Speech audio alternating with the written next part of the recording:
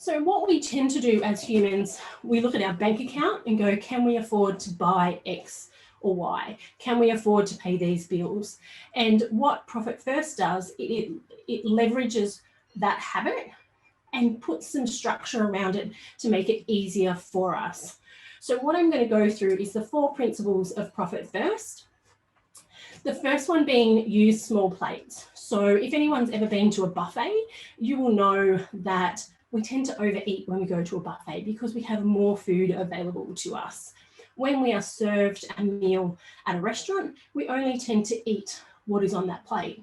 Similar with Profit First, we use multiple bank accounts for different purposes. And the reason why we do that is, for example, our operating expenses account.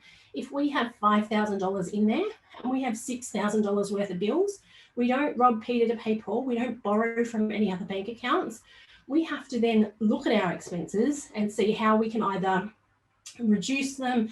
We may need to contact our suppliers and let them know that we're going to be late paying them. And I know that sounds horrifying, but these are all red flags that your business is not profitable.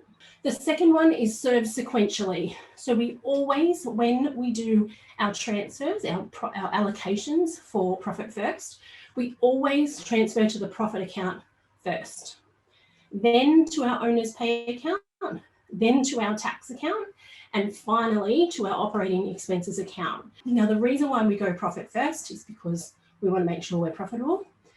We want to make sure we are paying ourselves what we are worth. We want to make sure that we are putting money aside for tax, so both business tax and GST and your PAYG.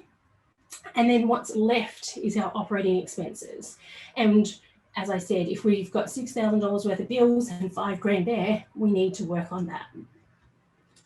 What we also need to do is remove temptation. Now, the majority of the businesses that I work with don't have the self-control to have all their bank accounts with the one bank, because you open your internet banking and you see that you've got money, you might have $2,000 in your profit account and then you're short in your expenses account.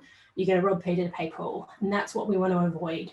So when we talk about remove temptation, what we want to do is open a tax account and a profit account at another bank that you don't look at all the time. Because if you're not seeing those numbers on your regular internet banking, you're not going to be tempted to borrow there instead of going through and doing the work that you need to do. And the 4th principle is to enforce a rhythm. Now, I can't stress this one enough. We just need to make an appointment with ourselves once a week and sit down and look at our numbers. Now, you have to treat that like it's a new client, because it's just as important as a new client, if not, I would say more important, because if you are not managing your cash flow, it doesn't matter how many clients you get, you're going to go broke anyway.